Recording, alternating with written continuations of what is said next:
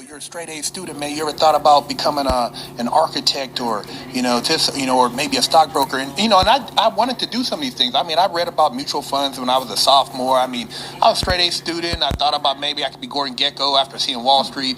I had all these grand dreams, but every time I'd had these dreams, everybody want you to pipe it down. Oh man, you need to just do this or that. It's like it would break you down. Like, damn, you don't believe in me? You don't think I could be a pro skater?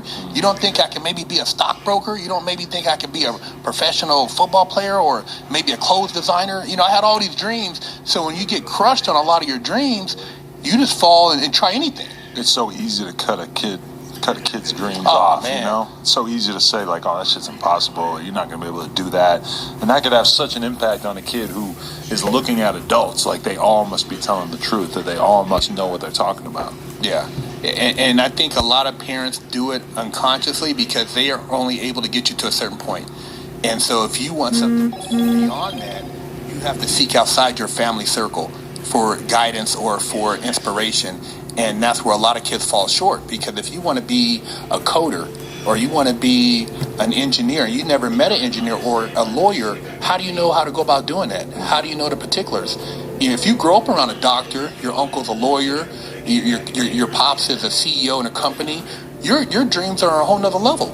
I mean, those people already have an edge because so his game is going to be so much more elevated in his level of what he can accomplish, and that's the big gap. So generation after generation of people who don't necessarily have the role models that they need to push them in the right direction. And when I have conversations with people who, have like a super connected, tapped in family, successful, etc., and you realize how easy it is for these kids where, if my kid were to say, Dad, I want to start a t-shirt company.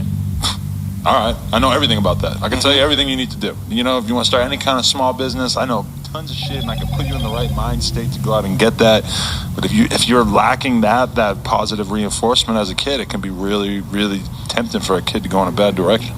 Well, just think about like in the hood, how many kids know what an LLC is? Right. How many kids know how to get a DBA? I remember as a junior in high school, I started a clothing line, and I didn't know how to get a DBA, so I'm looking in the yellow pages, and then I got to try to find a t-shirt place, and I'm going to these warehouses in Huntington Beach, and I'm doing all this experimental stuff, but nobody's helping me. I'm just trying it. I didn't know what I was doing. I found a lady who print t-shirts and try to sell them at school. So if you have somebody that's giving you, like you said, the game with, hey, let me connect you with this person. Hey, go sit over here, and they'll break it down how they start their company. Dude, you're bound for greatness.